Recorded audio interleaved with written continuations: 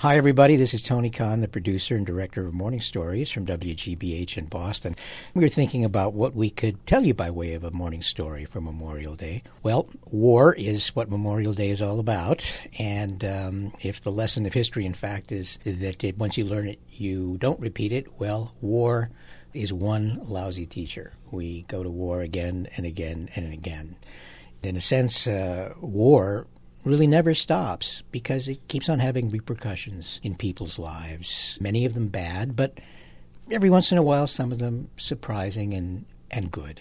And that's what our storyteller today is going to tell us. His name is Dan Watt. He tells us a personal story about the Spanish Civil War, which his father went to fight in over 60 years ago. A war that brought Dan a hidden treasure. Not only did it bring his father back to him alive, but it brought a mother that he never knew back to life as well. We call his story, I Got Her Back. El 18 día de julio, en el patio de un convento. My father went to fight against the fascists in the Spanish Civil War. In his very first engagement, one of the men next to him was wounded.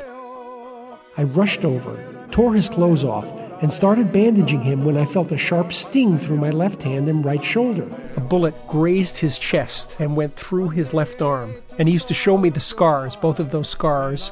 I must have been 4 or 5, as a way of saying, they couldn't kill me. Nobody can kill me.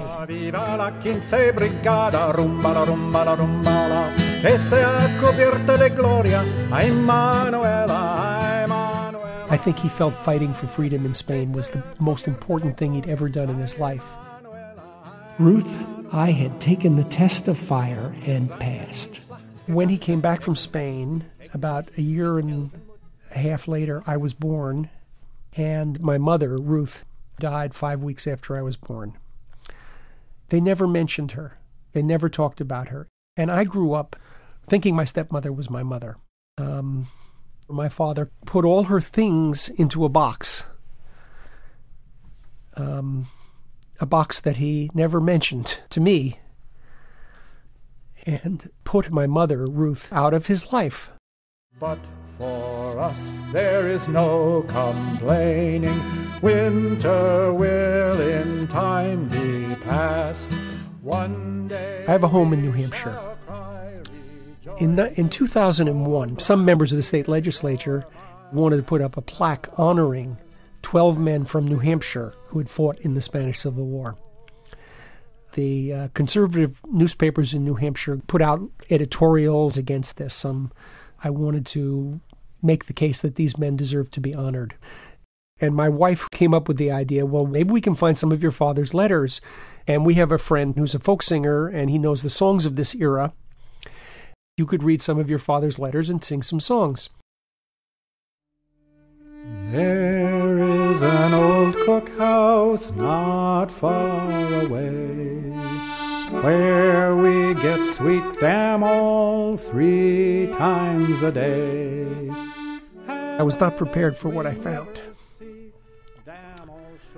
Not only was there a very, very large collection of letters that my father had written, that my mother, Ruth, had saved in a scrapbook. There was a stack of copies of letters that Ruth had written to George in Spain. Around midnight, I wake up. My toes feel cold. I crawl under the blanket, explain all my troubles to you, and then fall asleep. Gradually fading away. She had kept copies. When I got to the office, I found the package you sent me from Valencia. Oh, how well you know the things I'd love. That textbook, those fairy tales. Really, I'm speechless, and I love you till I ache. I feel a little at a loss. She wrote about the books she read. She wrote about her political activities. She wrote about seeing Snow White and the Seven Dwarfs, which she loved. She wanted to give my father a sense of what he was missing out on back home, what he would have been experiencing if he'd been home. They'd only been married 6 months. My father he did not express emotion much. He did express emotion in his letters. I want you to know how much I love you, how much I loved you out there under the fire when every sing and pang of a bullet and cannon told me how much I loved you. You share in everything I do and feel. I believe now that my father was so traumatized by the death of this woman that he had loved so much that he had to shut her out of his life. To you, beloved comrade, the letters reveal my mother as a living, breathing, expressive person, someone that lived a full life. A fight will still go on, like you, I've got her back.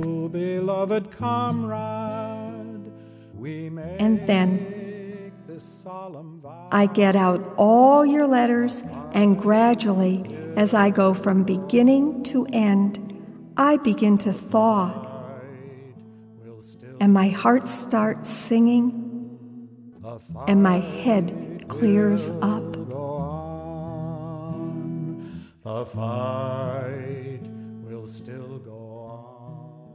So that was today's morning story from Dan Watt. You know, I remember the Spanish Civil War, Gary, believe it or not. It was over before I was born, but when I was growing up in Mexico, many of the veterans of the Spanish Civil War were cooling their heels in Mexico because they'd fought the Franco side and they were not returning to the United States, which was a pro-Franco country.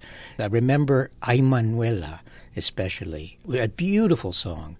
You know, luchamos contra los moros, rumbala, rumbala, rumbala. It's got that wonderful, really touches your heart. So for me, the Spanish Civil War is still kind of alive. Mm-hmm. I'm a sucker for history, and particularly this story about, you know, love letters that were put in a box and forgotten about. I mean, the modern age, the digital age, you know, think of all the communication that is going to be lost in That's true. the bits and bytes of time. We've got to get back to a written sort of history. I mean, what a gift that would be to give our children letters about what we're feeling, and, you know, wouldn't that be great? If only our children could read.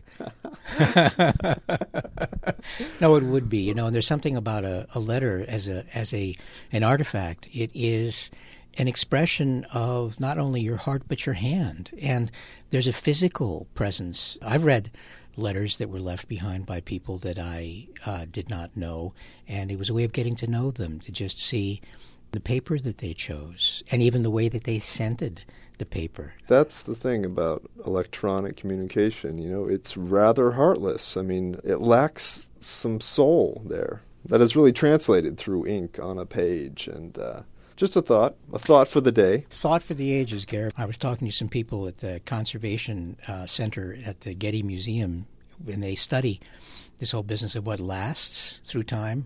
Well, if you really want to hold on to something, your best bet, paper. Put it on paper, take away the oxygen, take away the sunlight, put it in a landfill, something like that. It will last thousands and thousands of years. Bits and bytes, gone. So for a complete transcription of today's podcast, please send $400 to Gary Mott at WG. And printed, as a matter of fact, on the smallest piece of paper you have handy.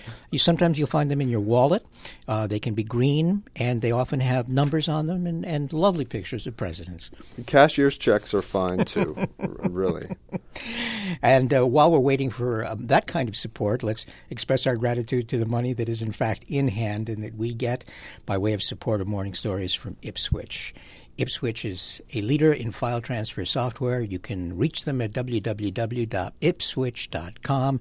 We thank them this week. We thank them every week for helping us bring this podcast to you. And if you're looking for a great way to kill some time during your lunch hour, please surf on over to our website at wgbh.org/morningstories.